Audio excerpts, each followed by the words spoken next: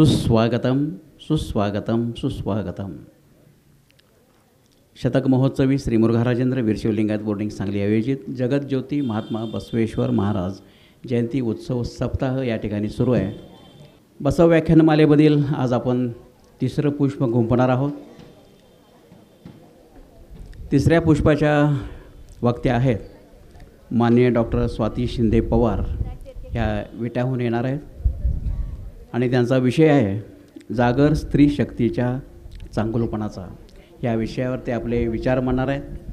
श्री अक्कमादेवी वीरशैव महिला प्रतिष्ठानच्या सर्व भगिनींना मी विनंती करतो की आपण शिवतांडव या ठिकाणी सुरू करावं.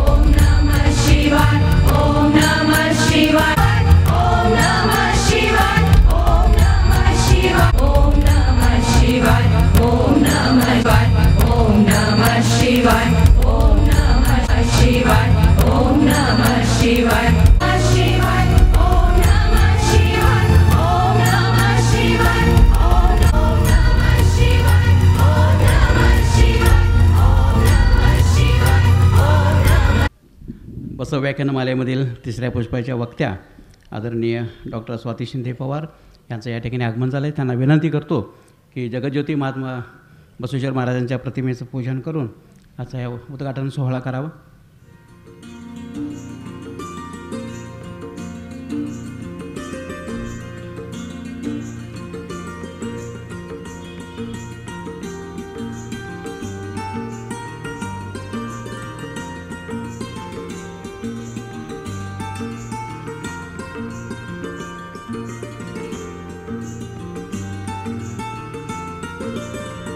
जगतज्योती महात्मा बसवेश्वर महाराजांच्या प्रतिमेचं पूजन करून आजच्या या ठिकाणी बसव व्याख्यानमालेमधील तिसऱ्या पुष्पाचा उद्घाटन सोहळा या ठिकाणी संपन्न होतो आहे. आपण सर्वांनी जोरदार अशा टाळ्या वाजवायच्या.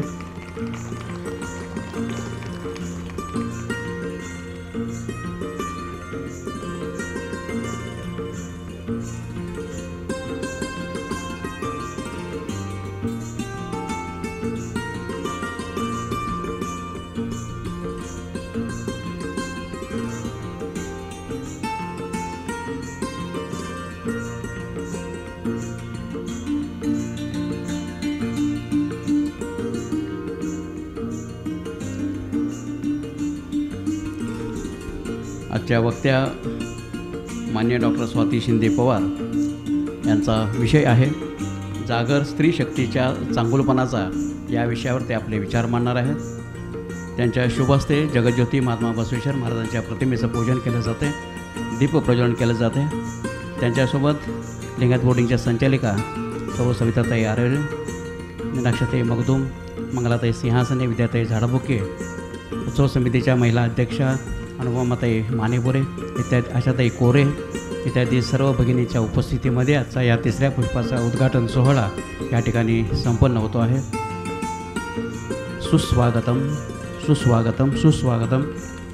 वेळ खूपच झालेला आहे. आजच्या वक्त्या डॉक्टर स्वाती शिंदे पवार यांचा या ठिकाणी छोटासा सन्मान करणार आहोत. जोरदार टाळ्या वाजत राहिल्या पाहिजे.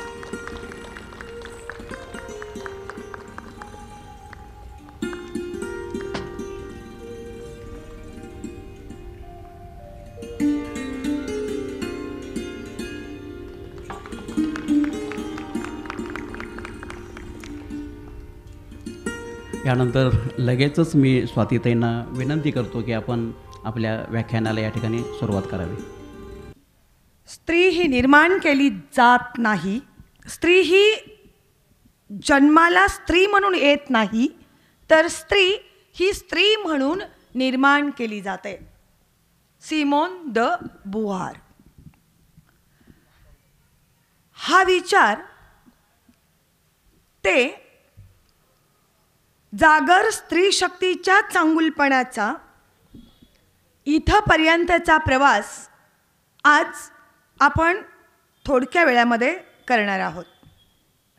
जगतज्योती महात्मा बसवेश्वर महाराज जयंती उत्सव सप्ताहाचे संयोजक मुरुघा राजेंद्र वीरशैव लिंगायत बोर्डिंग सांगली, सर्व सदस्य या उत्सव कमिटीमध्ये पळणारे सर्वांचे पाय आणि या कार्यक्रमासाठी, या व्याख्यानमालेसाठी ज्यांनी ज्यांनी हातभार लावला आहे, ज्यांनी ज्यांनी 4 पावलं चालली आहेत, मन, मेंदू आणि मनगट याचा कोणता ना कोणता संदर्भ या व्याख्यानमालेसाठी ज्यांनी देऊ केला आहे, त्या सर्वांना मी सुरुवातीलाच मनापासून प्रणाम करते. कोमल है कमजोर नहीं तू, शक्ति का नाम नारी है. कोमल है कमजोर नहीं तू, शक्ति का नाम नारी है. अरे जग को जीवन देने वाली, मौत भी तुझसे हारी है. खरं तर सगळ्या जगाला आयुष्य देणारी ही स्त्री, बाई, जिच्या समोर मरणांनी सुद्धा मान टाकली आहे, त्या संपूर्ण स्त्री वर्गाला मी मनापासून सलाम करते. आणि आजच्या विषयाकडे वळताना आपणा सर्वांच्या दातृत्वाचं इथल्या उत्तम चाललेल्या वसतिगृहाचं मनापासून कौतुक करते.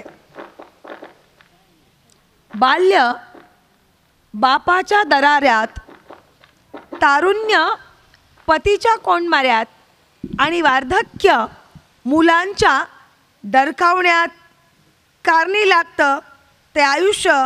खरं तर स्त्रीचं आयुष्य इथं सुरू झालेला बाईचा प्रवास म्हणजेच न स्त्री स्वातंत्र्य महारती एवढ्यातच गुंडाळून गेलेली कालची बाई आणि आज पृथ्वी, तेज, वायू सगळीकडे, मग जमिनीच्या पोटातून गुण गौरव करताना ओसंडणाऱ्या ओठातून अगदी आभाळात संचार करणाऱ्या विमानातून, जहाजातून, बोटीतून, स्पेसमधून प्रत्येक ठिकाणी जिथं जिथं बाई दिसायला लागली तिथे तिथे बाईच्या सन्मानाचे पोवाडे, तिच्या कौतुकाचे पोवाडे गायले जायला लागले. आणि मग स्टेजवर आपण बोलायला लागलो सामर्थ्य स्त्रीच्या चांगुलपणाचे, स्त्री शक्तीच्या चांगुलपणाचा गौरव करताना ज्यांचे ज्यांचे आदर्श आमच्या मनावरती पायघड्या घालत गेले किंवा ज्यांना ज्यांना समोर ठेवून आम्ही बायका चालायला लागलो, मग तिथं कालच्या काळापासून आजच्या काळात आमच्या गल्लीत सुद्धा आमचा आदर्श असणारी एखादी ताई, माई, आजी असू शकते ना. पाठीवरती हात ठेवून मै हो ना म्हणणारे अनेक हुंकार आज आपल्या अवतीभोवती आपल्याला दिसायला लागले. आणि स्त्रियांच्या सामर्थ्याचा गौरव करताना स्त्री स्त्रीचीच शत्रू आहे हा विचार काळानुरूप आज मागे पडला आणि सपोर्टिंग सिस्टीम स्त्रियांच्या बाजूनी मजबूत झाली. ही सपोर्ट सिस्टीम जी आहे ना, या सपोर्ट सिस्टीमनी एका बाईनं दुसऱ्या बाईशी वाद नाही घालायचा, एका बाईनं दुसऱ्या बाईवर अजिबात जळायचं नाही, एका बाईनं दुसऱ्या बाईबद्दल तिसऱ्या बाईला जाळायचं नाही आणि एका बाईनं दुसऱ्या बाईला टाळायचं नाही. साध्या गुरुकिल्ल्या आहेत ना, साध्या साध्या गोष्टी. अगं पुढे जाणाऱ्या प्रत्येकीला तिच्या पाठीशी उभा राहून तिच्या चांगुलपणाला तुझा पाठिंबा भेटू दे. तुझ्या बरोबरीनं चालणारीला जाता येता प्रेमाचे 2 गोड शब्द बोलून अरे चल माझ्या सोबतच तुझा प्रवास आहे, तुझ्या सोबतीनं माझा प्रवास आहे. शेवटी प्रत्येकीचं क्षेत्र, प्रत्येकीचं पोहोचणं हे प्रत्येकीच्या चालीवर अवलंबून आहे ना, प्रत्येकीच्या प्रयत्नावर अवलंबून आहे. हा सहप्रवास आणि जी आपल्या पाठीमागे राहिली आहे ना, थोडंसं वळायचं आहे, जरा अशी मान झुकवायची आहे, करंगळी पाठीमागे ठेवून चल ये ग, मी आहे ना, मी आहे तुझ्यासोबत, चल ये, टाक, उचल पाऊल, ये पुढं, मी असेन तुझ्या सोबतीला. इतकंच तर करायचं आहे ना. पुढं गेलेलीला पाठिंबा देणं, चल तू आहेस ना पुढं, तुझ्या मागे मी ताफा उभा करते, मी माझ्या सोबतीला जाणाऱ्यांना सोबत घेते आणि मी माझ्या पाठी असलेल्यांना स्वतःच्या करंगळीचा आधार देते. अगं साऱ्या मिळून जाऊया चला. हे जे सामर्थ्य आहे ना, हे सामर्थ्य स्त्री चळवळीच्या चांगुलपणाचं सामर्थ्य आहे. पण हा प्रवास आजकाल तितका सुलभ राहिलेला नाही, तितका आणि तसा घडताना दिसत नाही. बघा म्हणे कालचा काळ, मधला काळ आणि आजचा काळ एवढेच मी टप्पे तुमच्या समोर ठेवते. एक काळ होता बाई शिकली नव्हती, तिच्याकडे अज्ञान होतं. कालच्या काळात बाई शिकली नाही, तिच्याकडे अज्ञान होतं, तरीसुद्धा बिन शिकलेली एलपंडीसुद्धा न झालेली बाई 7 महिन्याच्या बाईला सांगत होती तुला होणारं बाळ हे मुलगा आहे, तुझ्या पोटात पोरगी वाढते बघ. तर विचारायच्या तुला खाऊ काय वाटतंय, तुझ्या पोटाचा आकार कसा आहे, तू उठते कशी, बसते कशी, तुझ्या चेहऱ्यावरचं चैतन्य काय म्हणतं मला सांगा. सोनोग्राफी मशीन्स नव्हत्या त्या काळात. MBBS MD क्वालिफिकेशन नव्हतं कुणाचं घरात. बाई कुठे शिकली होती एवढी. पण कालची म्हातारी बाई सहज सांगत होती, बघा बघा आमक्या अमक्याच्या सुनाला का नाही 100% पोरगाच होणार. व्हायचा की पोरगा. अनुभव अनुभव हा माणसाचा इतका ना.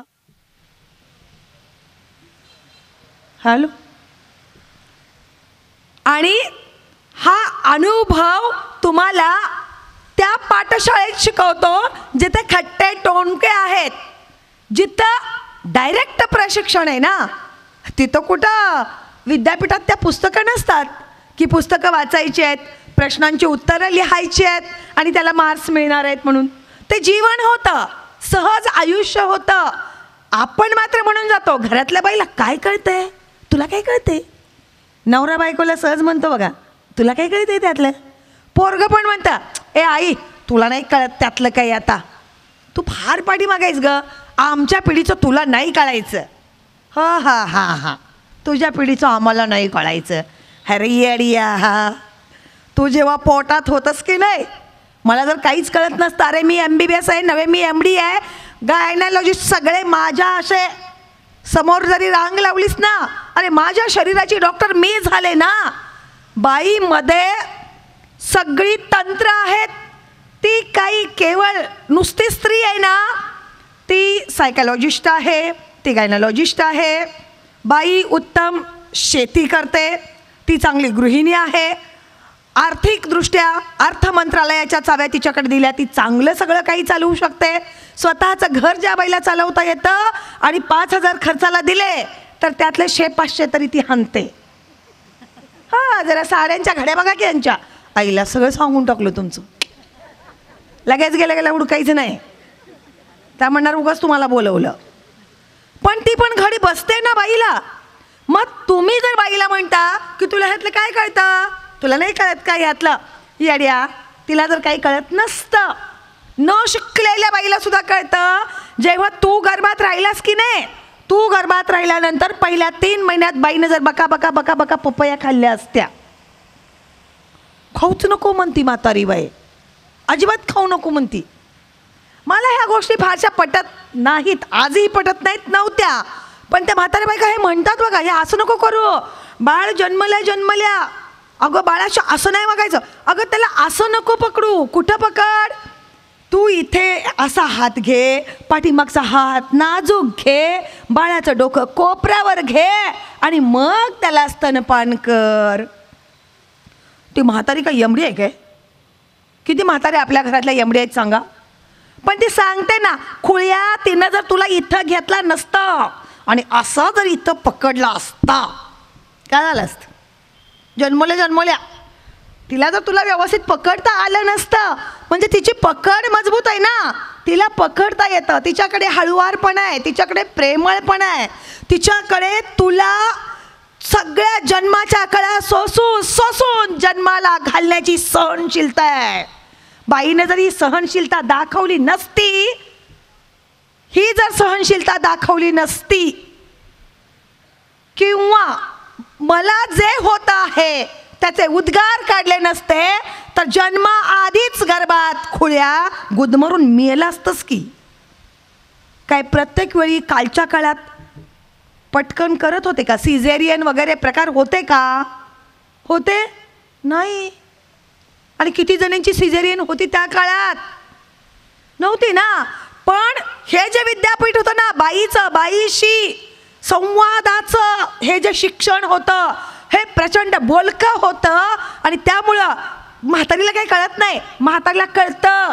तू जन्माला आलंस की नाही, जन्मल्यानंतर जेव्हा तुला पाणी घातलं, म्हातारीने काय केलं, हे आपलं डोकं आहे की नाही, तू डोक्यावर असा हात पकडती बघा. तिने असा हात पकडला वरती आणि तांब्यातलं पाणी घेऊन बदकन ओतलं नाही, तिनं स्वतःचा हात खाली घेतला आणि त्याच्यावरती तांब्या बुडूक. का? हाताचं पाणी गरम गरम तुझ्या टाळूवर नको जायला, ते सगळीकडे पसरलं गेलं पाहिजे. चोळताना बघा तिने कसं चोळलंय. आता तुम्ही मसाज घेता, तिचं कुठं काय प्रशिक्षण झालं होतं मसाज कसा करायचा? थायलंड बिलंडला शिकून आली नव्हती म्हातारी. तिळाच्या तेलानं मस्तपैकी मसाज करत होती. कुठंही प्रशिक्षण घेतलं नव्हतं बाहेर. मग या सगळ्या गोष्टी घराघरातल्या स्त्रियांना कळत होत्या. समजा तिला कळत नसतं तर तुम्हाला काजळ घातलं लहानपणी, विकत नाही आणलं तिनं जाई जुईचं काजळ, कोरपड घेतली, ती 3 दगडाची चूल केली, त्याच्यावर जाळलं, त्याच्यावरती तेल लावलं, तवा उलटा करून ठेवला, त्या तेलाला ती काजळी चिकटली, तिनं ती भरली डब्बीत आणि मस्तपैकी त्याचं काजळ अलवार तुझ्या डोळ्यात घातलं. तिला जर काय कळत नसतं तर तिनं असं डोळ्यात बोट घातलं असतं, येड्या तुझं बुबुळच बाहेर निघालं असतं. हे सुंदर जग इतकं भारी जगतोय आपण, हे सुंदर जग इतकं भारी बघतोय आपण, हे घराघरातल्या प्रत्येक स्त्रियांमुळे बघतोय. ह्याची जाणीव एकदा तरी ठेवली पाहिजे ना. आमच्याकडे सामर्थ्य आहे की, पण ते कालच्या काळातल्या बाईनं दाखवलं, ते प्रत्येक वेळी दाखवत गेली, हे बघ तुला काजळ घालताना जर मी बोट घातलं असतं तर तू आंधळं झालं असतंच. अजून सांगितलंय का आजीनं आपल्याला? आईनं सांगितलं लहानपणी तू असं असं खूप खूप तरपडला, तुझ्या पोटात दुखत होतं बघ त्या दिवशी, इतका त्रास झाला, मलाच वाटलं उगीचच मी त्या दिवशी चपाती खाल्ली, परत महिनाभर भात खाल्ला रे बाळा तुझ्या पोटासाठी. का? दुधातून नको ना तुला बाधा व्हायला? का ओवा खाल्ला त्या बाईनं एवढा तिखट तिखट? का फुंकला तुझ्या बेंबीवरती? का फुंकले तिनं तुझे कान? प्रेमाचं सामर्थ्य दाखवलं, मायेचं सामर्थ्य दाखवलं, हळवेपणाचं सामर्थ्य दाखवलं, तिच्या असलेल्या संपूर्ण नॉलेजचं सामर्थ्य तुझ्या प्रत्येक जडणघडणीच्या वेळेला दाखवलं. तरी सुद्धा प्रत्येक वेळी प्रत्येकाला असं वाटत गेलं की शिकलेल्या तेवढ्या स्त्रिया, घराच्या बाहेर पडणाऱ्या स्त्रिया, कमावत्या स्त्रिया समाजात कुठेतरी दिसत आहेत. आणि ज्या स्त्रियांनी 2 पैसे कमावले नाहीत, ज्या स्त्रिया घरात राहिल्या, त्या स्त्रियांनी आपल्यासाठी कोणतं योगदान दिलं नाही. समाजातून असाही एक सूर निघायला लागला, आजही निघतो. पण बाबा रे, प्रत्येक ठिकाणी प्रत्येक क्षणी काम करणारी महिला तिच्या ताकदीनं, समर्थपणानं, कणखरपणानं उभी राहते आणि प्रत्येक गोष्ट ती इतकी समंजसपणानं करते. तुझ्याशी वाद न घालता, तुझा जर राग आला ना तर शर्ट एवढा भारी धुते. 2 बटणं फुटली की ओळखायचं बिघडलंय काही, तर फोडतायच ते, ठेवत नाही. इतक्या जोरात आपटताय शर्टाची बटणं खळकन फुटली पाहिजेत. चहा देताना कप बशी सरळ देणार नाही, तिरकी देणार, आणि हातात देताना लई भारी ढकलणार. साध्या साध्या गोष्टी आहेत ना, छोटे छोटे सामंजस्याचे करार आहेत. आणि आपल्यातले विद्वेषाचे, त्रासाचे, उद्वेगाचे हे जे अलिखित करार आहेत की नाही, हे फक्त एकमेकांनी समजून घेण्याचे करार आहेत. आणि त्यामुळे मला वाटतं हा जो प्रवास आहे, हा प्रवास बुका वाचून सुरू झालेला प्रवास नाही. आणि त्यामुळं सिमोन द बुवार ज्या पद्धतीने म्हणते की नाही, की बाई जन्माला येताना बाई म्हणून जन्माला आलेली नाही, तिच्यावर ते संस्कार झाले. तू स्त्री आहेस. तुम्ही तरी काय, अजून पण पोराला भातावर तूप वाढताना बघा पळीच्या पळी उलटी करता, आणि तेच तूप पोरगीला वाढायचं असेल तर ती पळी काय करता, आडवी तिडवी तेवढीच पुसता, मारते ते एकमेकाला टोलं. आणि अशा जवळ बसले त्यावर का की आपल्याला पटल्यावर कुणाच्या खांद्यावर हात टाकता येईल, आपल्याला पटल्यावर कुणाच्या मांडीवर थाप टाकता येईल, आपल्याला पटल्यानंतर कुणाच्याकडे बघून हसता येईल. अशा जोड्या जोड्या लावून तुम्ही बसलेल्या असता बघा सगळ्याजणी. पण तुम्ही मुलींशी अशा व्यवहार करता, घासभर मुलाला जास्त देणं आणि मुलीचा जीव मारणं, ही जी प्रक्रिया आहे ना, ही कालच्या काळापासून आज सुद्धा एवढी जरी बाई शिकली तरी तसंच करत आली. आता ह्या इतक्या जणी पुढे आहेत का नाही, इतक्या जणी घरात गेल्यानंतर यांच्यापैकी कुणालाही विचारा, समजा जेवताना चपाती जर कमी पडली तर शिळी चपाती कोण खातं? सकाळचा तुकडा घेणार मोडून, किंवा ही बाईची जात आहे की नाही, इतकं खोटं बोलणार, मला भूकच जास्त नाही म्हणणार, आज मला भूक कमी आहे, आणि भूक मारणार.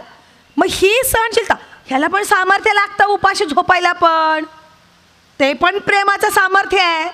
आणि हे सामर्थ्य समजून घेण्याचं सामर्थ्य आहे. मला सांगा, बाळ गर्भात आहे, आपल्या पोटात बाळ आहे, आणि जिजाऊ आऊसाहेब अख्खा रायगड चढून वरती जातात. जावा बघूया तुम्ही आता 3ऱ्या 7व्या महिन्यात गड चढून. हॅ करून एक उलटी झाली की लगेच भोकाड पसरायला चालू करतात. मला माझ्या आईची आठवण येतं, मला माझ्या बाबाची आठवण येतं, मला माझ्या मावशीची आठवण येतं, अमक्याच्या हातचं मला आमकं लय खाऊ वाटते. काय खाऊ वाटते? भरलेलं वांग खाऊ वाटते, लिज्जचा पापड, प्रवीणचं लोणचं. अगं माझे येडे जत्रे, निव्वळ येडी जत्रा. आंबाट चिंबाट खातेस आणि कधी कधी सकाळी पांढरी माती खातेस दारावर. त्या घरात तर पूर्वी तरी बरं सिमेंट कॉन्क्रीट आलं, ते सोप का नाही, पाणी मारतंय भिंतीवर आणि वास घेते, आधी हुंगतंय. त्याने पण ह्याला बरं वाटत नाही, पुन्हा खरडतंय हरू चुरून भिंतीच खरडून खातंय.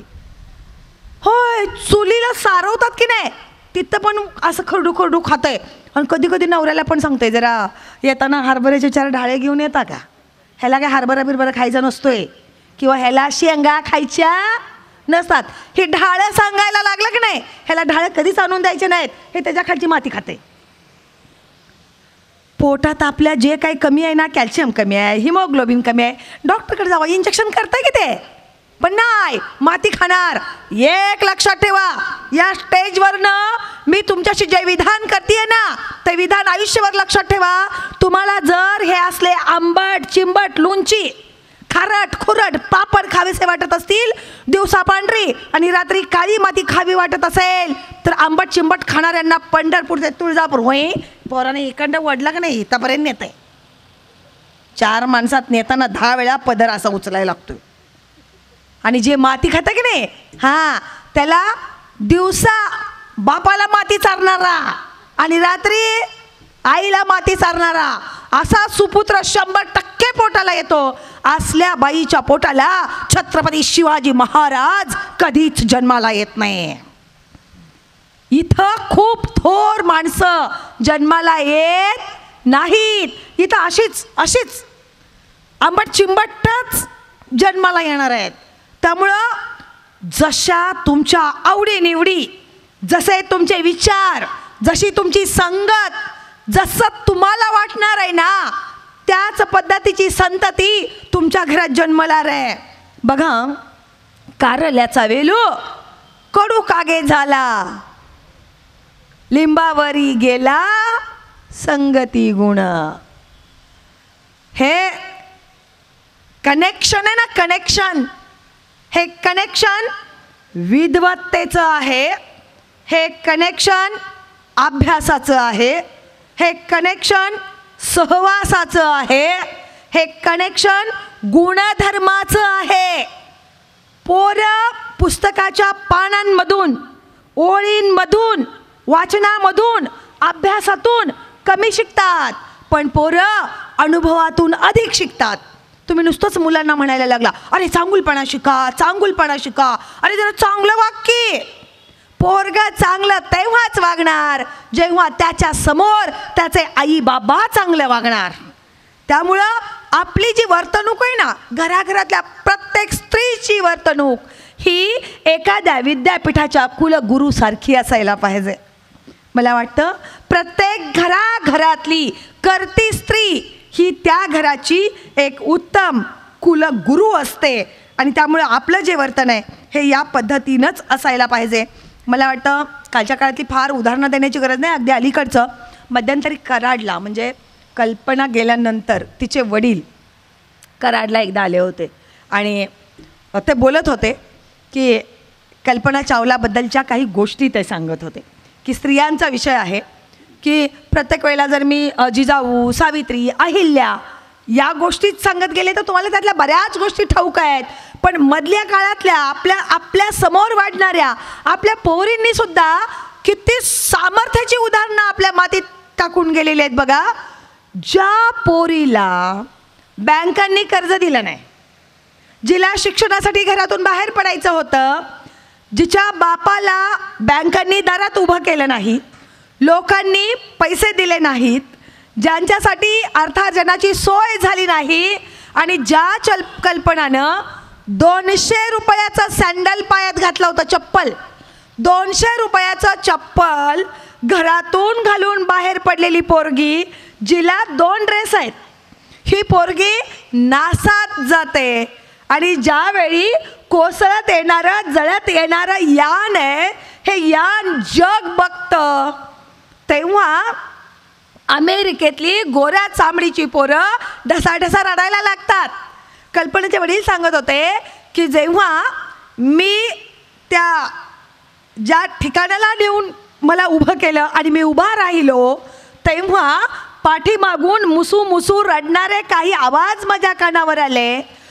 ती छोटी छोटी अमेरिकेची पोरं अशी खाली मान घालून रडत होती.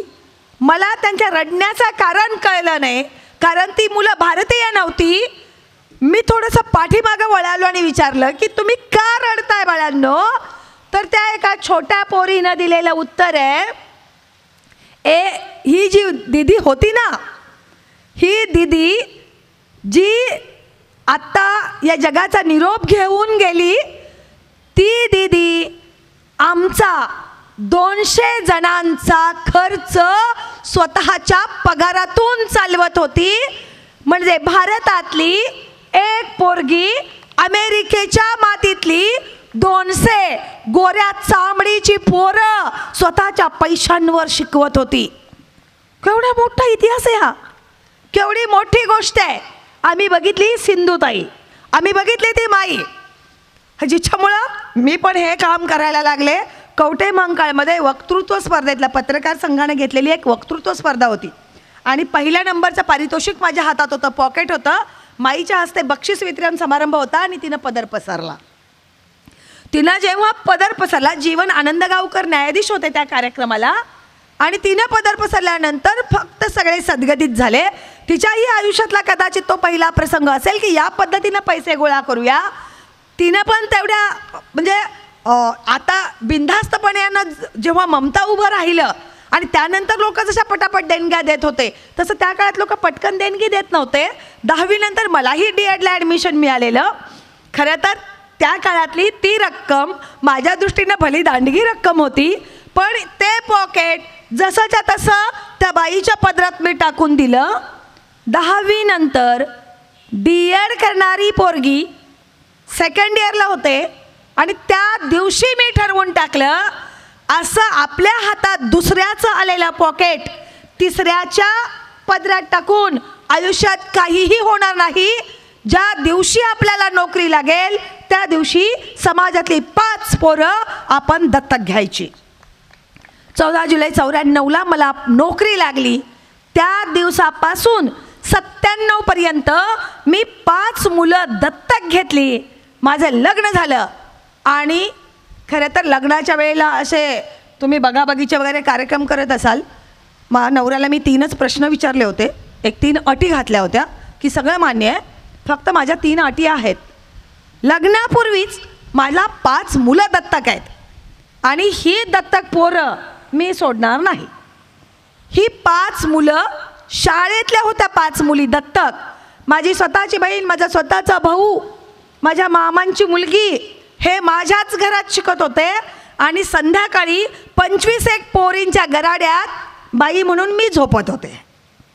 हे सगळं माझ्यासोबत असणार, आपल्याला चालणार का? ते म्हणाले नाही.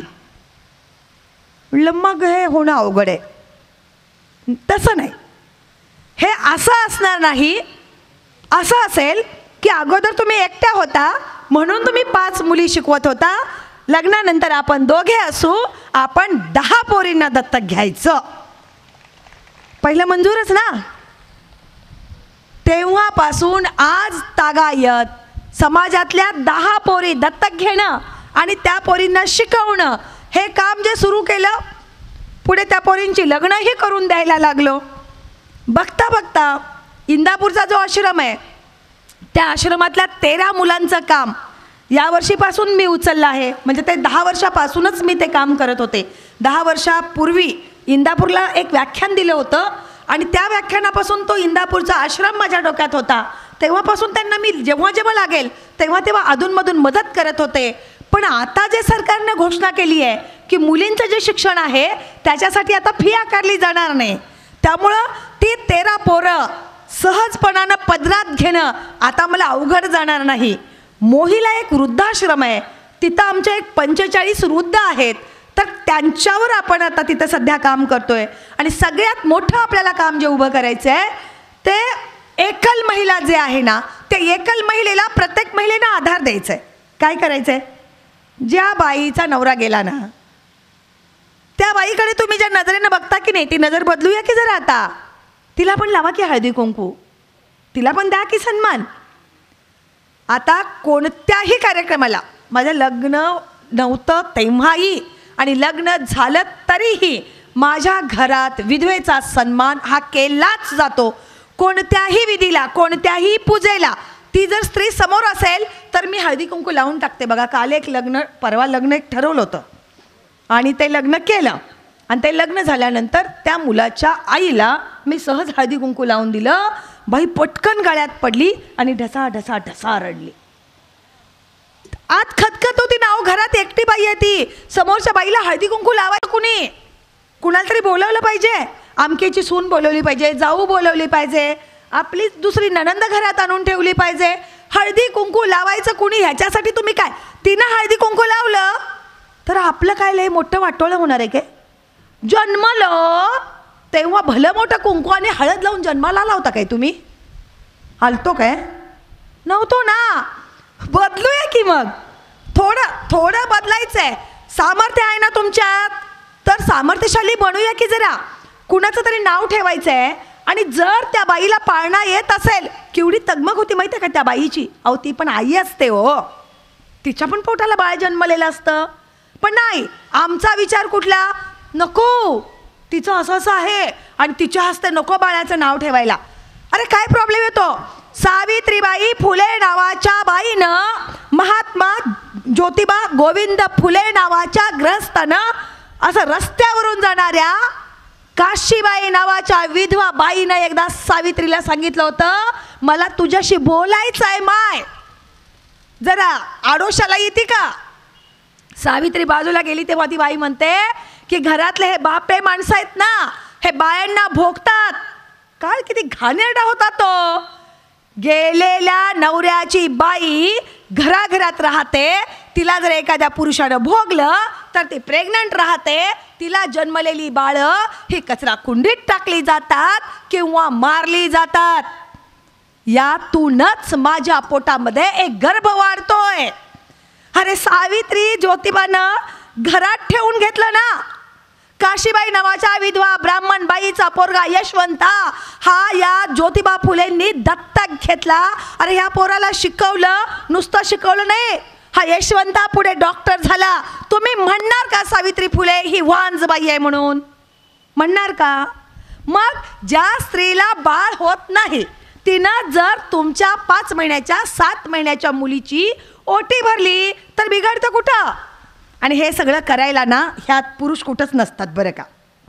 इथं कुणीही एखादा पुरुष नसतो की तुम्ही ह्यांच्या हातून भरू नका. कुणीही पुरुष म्हणत अरे तुम्ही बघायला पण येत नाही तिकडं.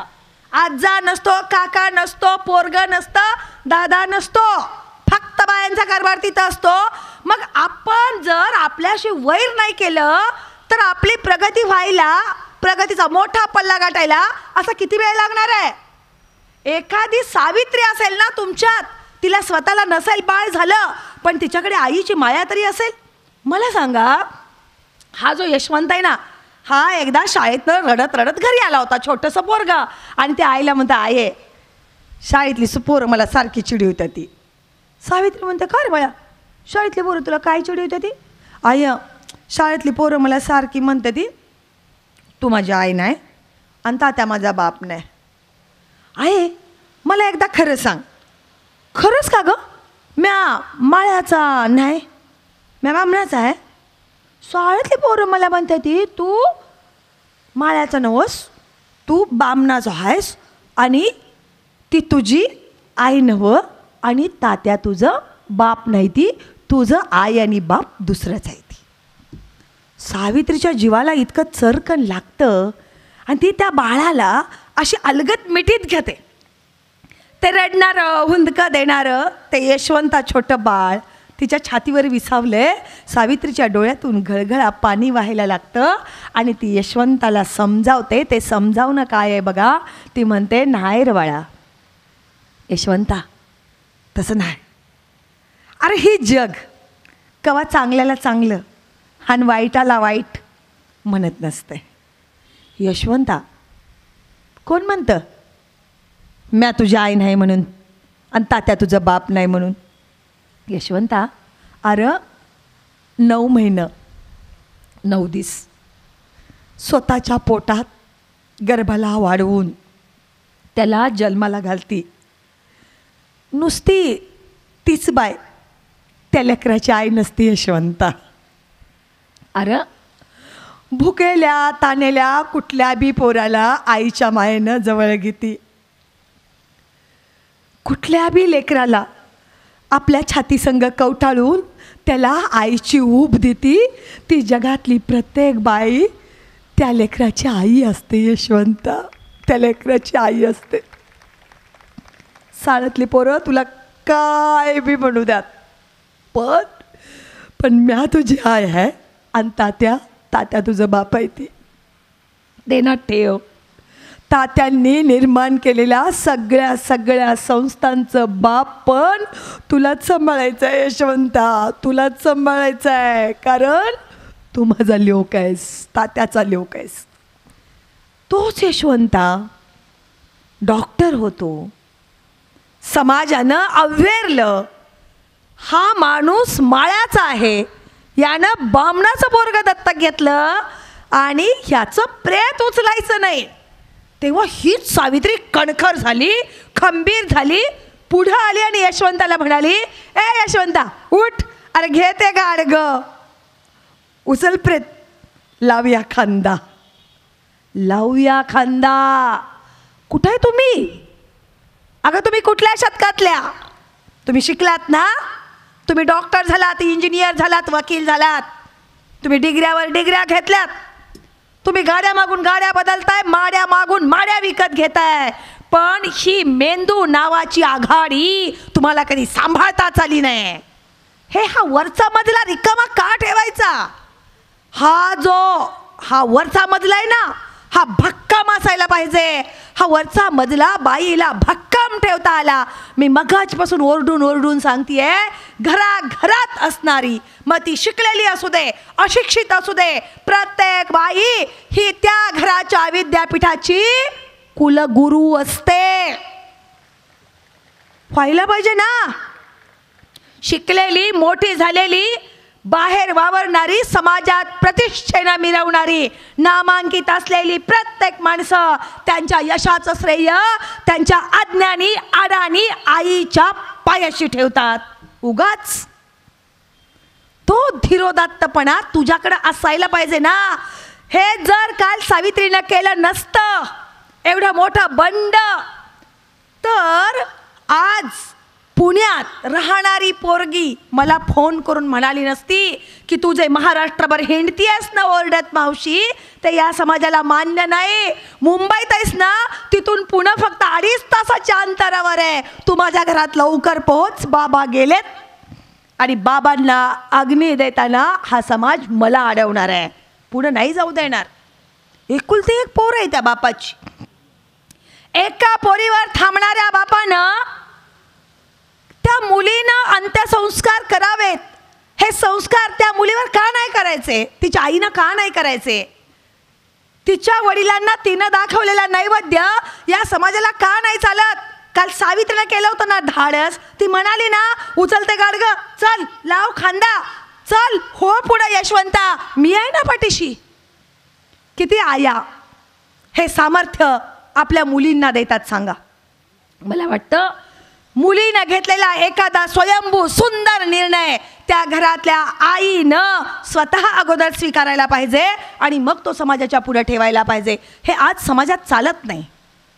म्हणजे अग्नी देणं हे तर दूरच, एखादा पिंडदानाचा संस्कार सुद्धा पोरीच्या हस्ते चालत नाही. आणि नवरा गेल्यानंतर, एखाद्या बाईचा नवरा गेला कशाला पाहिजे गो तुम्हाला? जिचा नवरा गेलाय तिला हुडकून आणताय चांगल्या जाऊन माणसातनं, हुडकून कुचू कुचू कुचू बोलून यावं तेवढ्या जिजी, बघा तेवढं करा तेवढं करा. काय करताय ग? फार मोठा सन्मान करताय. तिच्या हातात देताय ते कुंकवाचं मोठा द्रोण, आणि का तिची बोटं गेली पाहिजेत त्यात. ह्या काय करतात त्या द्रोणातून? घेतात कुंकू. अहो लग्नात सुद्धा पोरी आजकाल मळवट भरत नाहीत. अगं ज्या पोरीला लग्नाचा अर्थच अजून कळलेला नसतो, दुसरा तिसरा महिना झालेला असतो, कुठंतरी IT इंजिनियर असतो तिचा नवरा, भरधाव जाणाऱ्या गाडीतून तो नवरा दुसऱ्या तिसऱ्या महिन्यात मरतो, त्या पोरीच्या हातातला चुडा अजून तसाच आहे हो. ज्या पोरीच्या हातातला चुडा अजून तसाच आहे, त्या पोरीच्या कपाळावरती तो कुंकवाचा मळवट एका विधवा बाई न भरताना त्या बाईचे हात कसे थरथरत नाहीत, हा माझा प्रश्न आहे. आणि तुम्ही पण पुरुष ना, तुम्ही कणखर ना, निर्णय क्षमता बाईपेक्षा तुमच्याकडे चांगली आहे म्हणे. इथं कुठं जातं सगळं बाणेदारपणा, स्पष्टोक्ती. या गोष्टीला तुम्ही समाजात पुढं का नाही येत? त्या तिसऱ्या दिवशी का, कशासाठी त्या कोवळ्या पोरीचा चुडा तिथंच का फोडावा वाटतो तुम्हाला? काढेल की रे तिचं ती नंतर.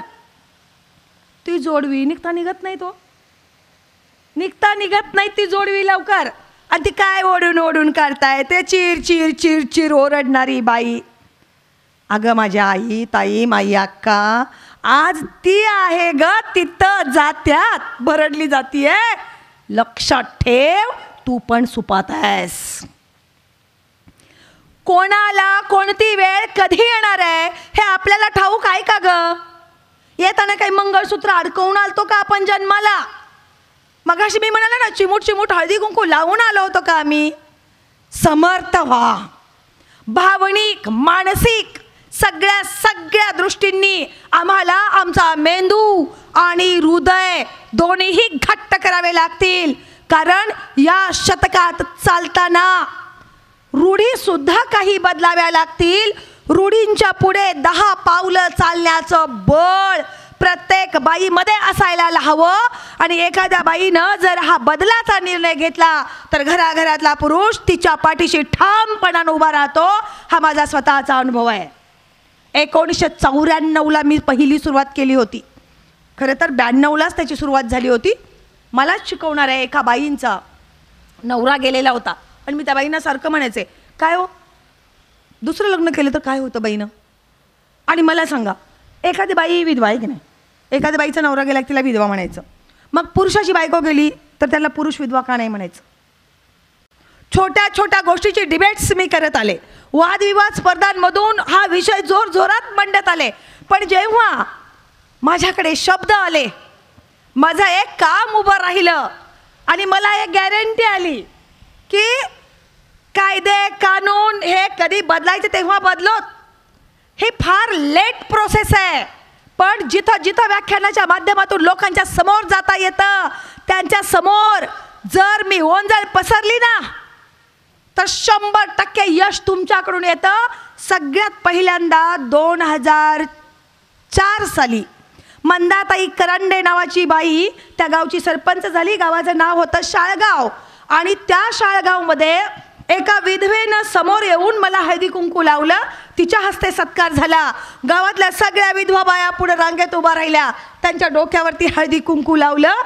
दुसऱ्या वर्षी त्यांनी मला फोन केला, ताई आमच्या गावात बाळ जन्मलंय आणि त्याचा पाळणा आमच्या गावातील या स्त्रिया म्हणतात. आत्ता गेल्या महिन्यात त्याच गावात परत जाण्याचा योग आला आणि मला त्या साऱ्या जणी भेटल्या. मला सांगा, हे आनंदाचं देणं जे आहे ना, हे तुमच्याकडूनच परत मिळतं ना. त्यामुळं असा रात्रंदिवस होणारा जो प्रवास आहे, या प्रवासाचा शीण येत नाही. जगणं इतकं सुंदर आहे, इतकं सुंदर आहे. फक्त विचार बदलले पाहिजेत. आणि चांगुलपणाचं जे सामर्थ्य बाईमध्ये आहे की नाही, हे चांगुलपणाचं सामर्थ्य आणलं पाहिजे. हे उगीच आपलं काडी तीच असते ना, काडी तीच असते. पण एका काडीनं दीप पण प्रज्वलित करता येतो, सगळीकडचा अंधार नाहीसा करता येतो. आणि एका काडीनं असं सहज काडी भिरकावून दिली, ढेपण पण पेटते, झोपडी पण पेटते, आग पण लागते. त्यामुळं अंधाराचा घेण्या ठाव दिवा आता लावला पाहिजे. गरज पडली तर सूर्यसुद्धा पणतीत आणून ठेवला पाहिजे.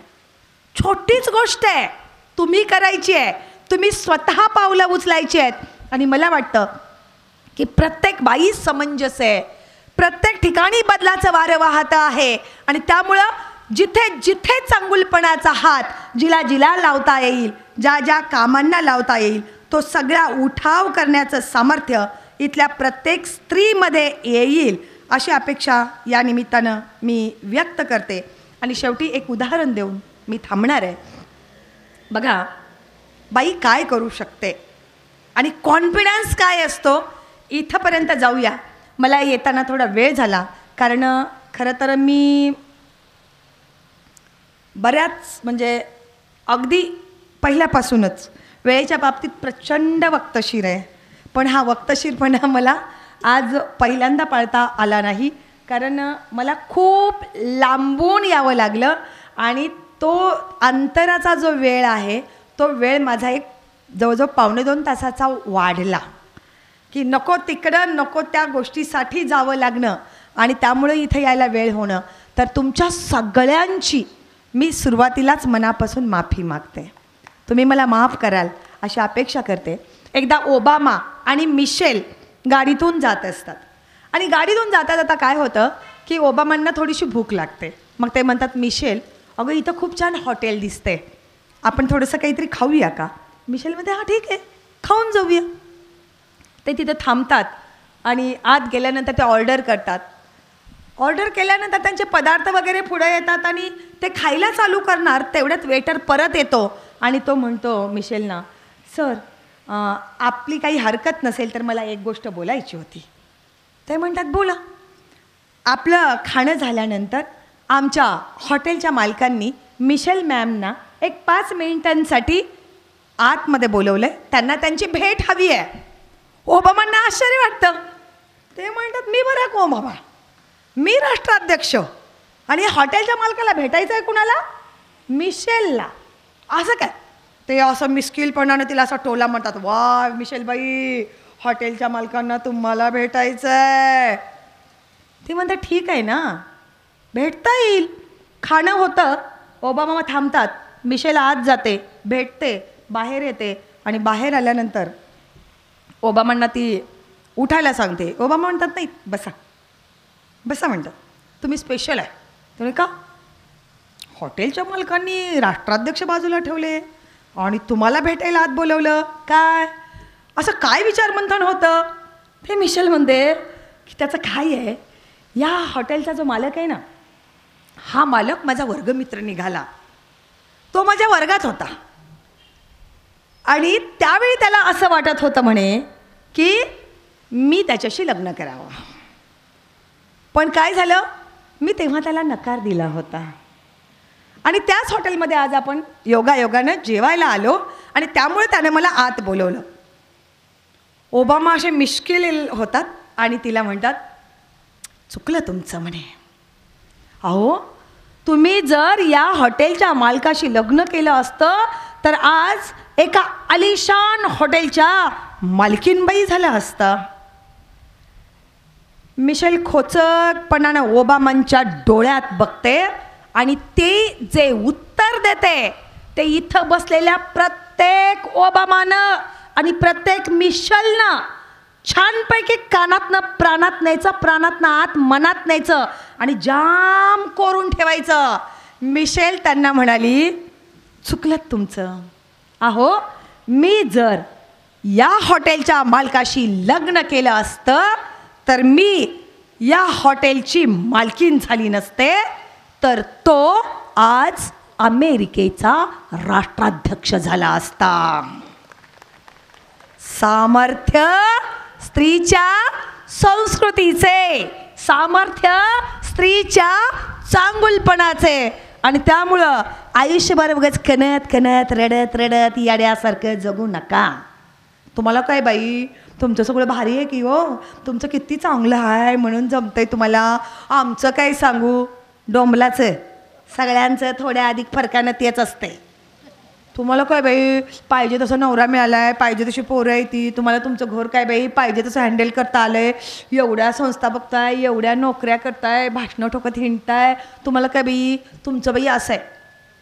कशाचं काय, दिवसभर हॅ करून झोपून परत तोंडावर पाणी मारून तासभर हुडकत होतं आज पाठ पातळ कुठलं घालू ते येताना, आज कुठली साडी नेसू जाताना, व्याख्यानमालेत स्टेजवर कोण कोण आहे, ते काय काय घालतील, मी कशी हटके दिसेन, मी कशी सुंदर दिसेन.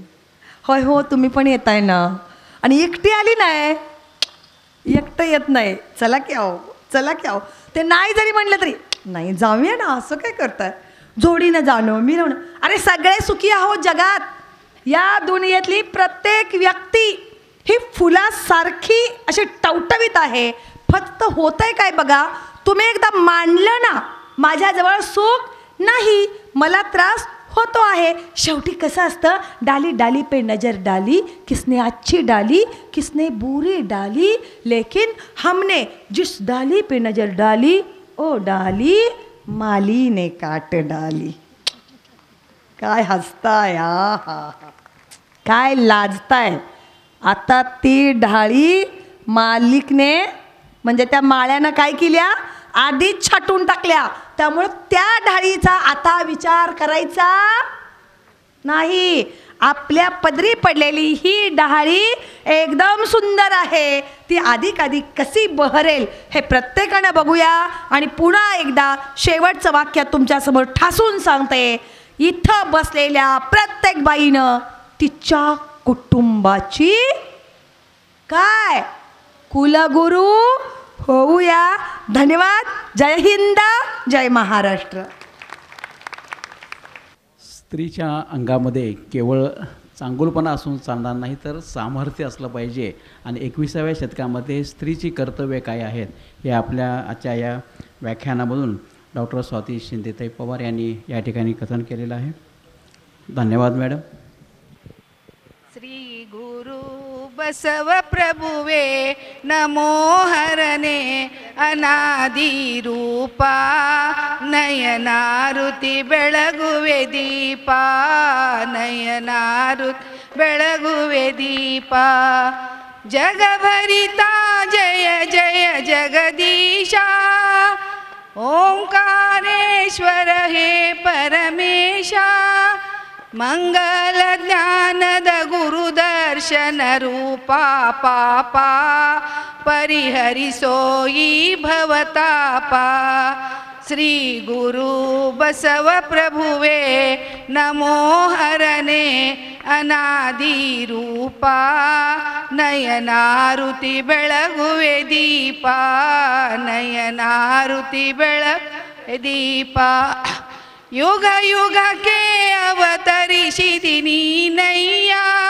बेगने पालिसी देवी रशैवा मंगल ज्ञानद गुरुदर्शन रूपा पापा परिहरि सोई भवतापा श्री गुरु बसव प्रभुवे नमो हरणे अनादि रूपा नयनारुति बेळगुवे दीपा कन्नಯ್ಯನ ಭಕ್ತಿಗೆ ನೀವಲಿದಿ ಹೊನ್ನಿನ ಮಳೆ ಸುರಿಸಿದಿ ನೀನಯ್ಯ ಚನ್ನ ಕವಿತನು ಮನ ಅರ್ಪಿಸುವ ಪುಷ್ಪ ನಯನಾರುತಿ ಬೆಳಗುವೆ ದೀಪ ಶ್ರೀ ಗುರು ಬಸವ ಪ್ರಭುವೆ ನಮೋ ಹರನೆ ಅನಾದಿ ರೂಪ ನಯನಾರುತಿ ಬೆಳಗುವೆ ದೀಪ ನಯನಾರುತಿ ಬೆಳಗುವೆ ದೀಪ.